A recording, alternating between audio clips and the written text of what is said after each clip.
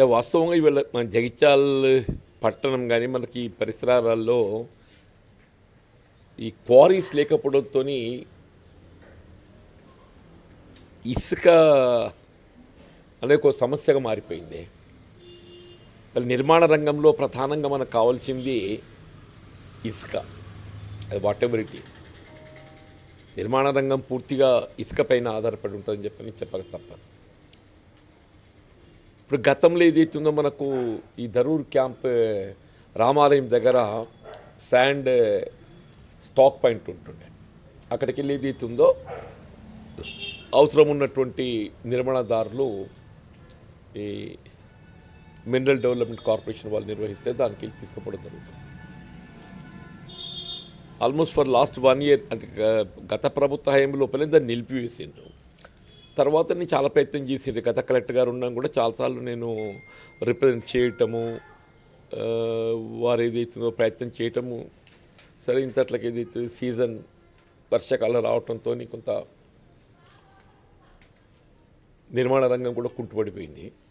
ఇప్పుడు మళ్ళీ ఏదైతుందో సమ్మర్ ఈ మార్చితోని నిర్మాణ రంగం ముందుకు పోతుంది అని చెప్పని ఆలోచన చేస్తుంది. It's a good thing.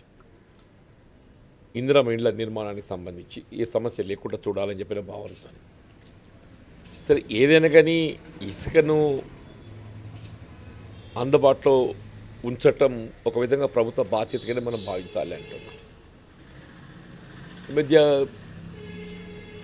Collector గారు ఏదైతుందో ఈ అక్రమ ఇసుకను కూడా పూర్తిగా ఈ అక్రమ ఇసుక రవాణాను నిలిపివేయడం జరిగింది. గుర్తింది అది కూడా. దాంతో ఇప్పుడు ఇక ఈ నిర్మాణ రంగానికి కావాల్సిన ఇసుక అందుబాటు లేక నిర్మాణ రంగం కుదిలేకపోతుంది. అదే నేను కలెక్టర్ గారితో కూడా మాట్లాడాను ఈరోజు. వారు ధర్మపురిలో ఉన్నారు.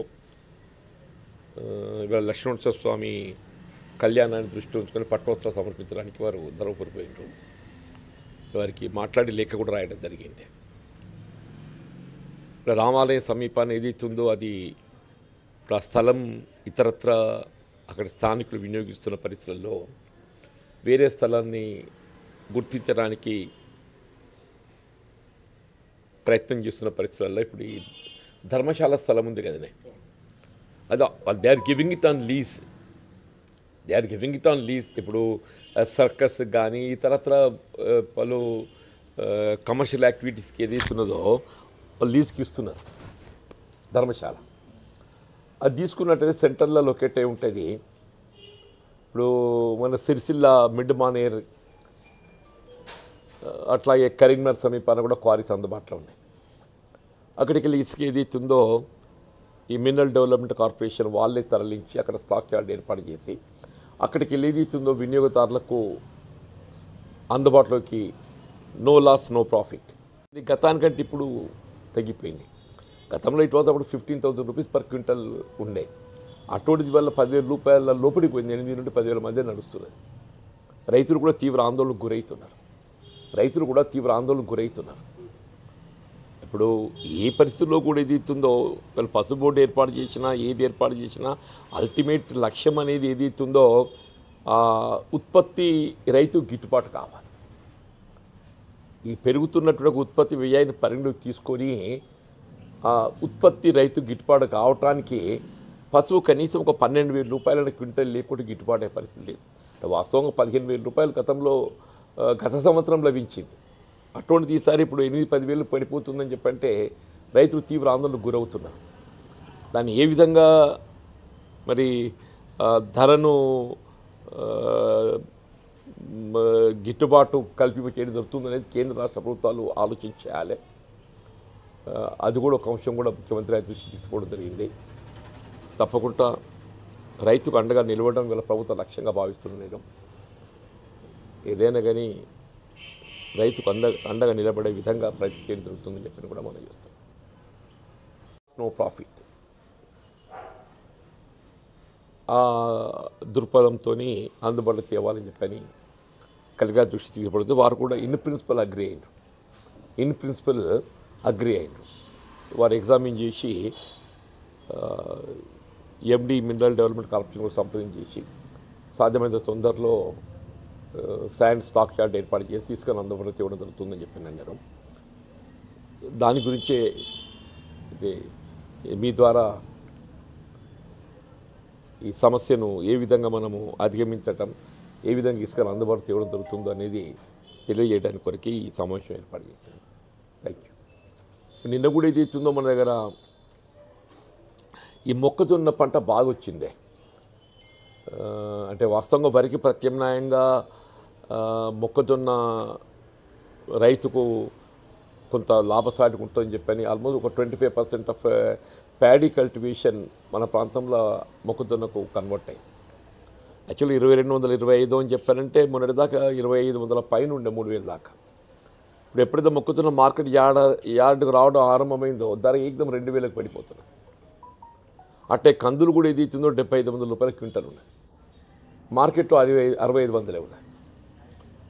మార్కెట్ ద్వారా ఏదైతే ఈ మొక్కజొన్న కొనుగోలు కేంద్రం అట్లే కందుల కొనుగోలు కేంద్రాలు ఏర్పాటు చేస్తే బాగుంటుందని కూడా సీఎం గారి దృష్టికి తీసుకుపోవడం జరిగింది. సో దట్ రైతులకు ఇప్పుడు ఎట్లాగో వరి ధాన్యాన్ని మద్దతు ధర కల్పింప చేయడానికి ప్రభుత్వం కట్టుబడి ఉన్నది. అట్లా వ్యవసాయ ఉత్పత్తులు ఏవైనా కానీ మద్దతు ధర కల్పింప చేయడానికి ప్రభుత్వం కట్టుబడి ఉంది. దానికి రైతుకు అండగా నిలవడానికి ఈ మొక్కజొన్న మరియు కందుల కొనుగోలు కేంద్రాలు ఆరంభింప చేయడానికి మార్కెట్ ధర కొనుగోలు సెంటర్ ఆరంభింప చేయాలని, అట్లే పసుపుకు సంబంధించి కూడా ఏదైతున్నదో మన దగ్గర వాణిజ్య పంట పసుపు వాస్తవంగా ఈ పసుపు బోర్డు ఏర్పాటు చేయడం జరుగుతుంది అనడంతో కొంత రైతులకు ఆశలు చిగురించినాయి. పసుపు బోర్డు వస్తుంది, కొంత పసుపుకు గిట్టుబాటు ధర లభిస్తుందనే ఒక భావన. సో పసుపు బోర్డు లక్ష్యం ఏంటంటే దానిలో నాణ్యత ప్రమాణాలు పెంపొందించాలని చెప్పిన వాళ్ళు చెప్తారు. ఇలా నాణ్యత ప్రమాణాలు పెంపొందించటము ఒక అంశం, రెండోది గిట్టుబాటు ధర. ఇప్పుడు అదేమైపోయింది, ఈ మార్కెట్ ఇంటర్వెన్షన్ అనేది ప్రధానమని చెప్పి అంటున్నాం. మార్కెట్ ఇంటర్వెన్షన్ ప్రభుత్వం అదుపు చేయకుంటే ఈ దళారులు ఏదైతుందో దాన్ని వాళ్ళ లాభాన్ని దృష్టిలో పెట్టుకుని ప్రయత్నం చేస్తాం. అందుకే రైతు వాళ్ళు ఇంత ఆందోళనకు గురవుతున్నారు. ఏదైనా ప్రభుత్వాలు ఏదైతుందో వ్యవసాయ ఉత్పత్తులు ఏవైనా కానీ గిట్టుబాటు ధర కల్పింప చేసే విధంగా ప్రయత్నం చేయడం ప్రభుత్వం బాధ్యతగా భావించాలి.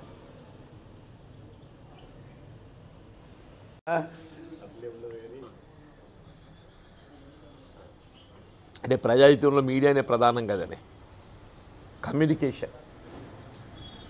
కమ్యూనికేషన్నే మీడియా ప్రధానం కాబట్టి దానికి ఏమి ఇప్పుడు సహజమే, మనం ఆశించినవన్నీ లభించాయి కదా. అందరికీ ఆశించినవన్నీ లభించడం సాధ్యమయ్యేది కాదు కదని.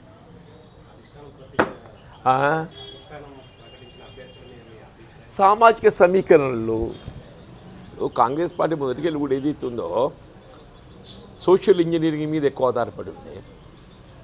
సామాజిక సమీకరణకు ఇప్పుడు ప్రకటించబడ్డ అభ్యర్థులు మనం గమనిస్తే సామాజిక సమీకరణలతో ఒక దళితుడు, ఒక ట్రైబల్ గిరిజనుడు, ఒక మహిళ, ఉద్యమ నాయకురాలు, ఎంపికైన అభ్యర్థుల గురించి కామెంట్ చేయడానికి ఏం లేదు. మనం ఎవరికి వాళ్ళం ఆశించడం సహజమని. మనకు అవకాశం లభించినంత మాత్రాన ఎంపికైన అభ్యర్థుల గురించి అడ్వర్స్ కామెంట్ చేయడానికి, నెగటివ్ కామెంట్ చేయడానికి వాళ్ళు డెఫినెట్లీ వాళ్ళ పార్టీ సర్వీసెస్ కానీ సామాజిక కోణంలో గుర్తింపు చేసి ఎంపిక సామాజిక కోణంలో గుర్తించారు అని నేను భావిస్తున్నాను. లేదు బాబు, దీనిలో హామీలు ఉంటాయి రాజకీయంగా. ఏదైనా అవకాశం ఏముంది, ఇప్పుడు మనం ఉన్న స్థాయి లోపల ప్రజలకు అందుబాటులో ఉండి సేవ చేయాలి. మీలో ఒకడిగా మీ స్థాయిలో మీరు ఎట్లా సేవ చేస్తున్నారో ఇదే 29th of March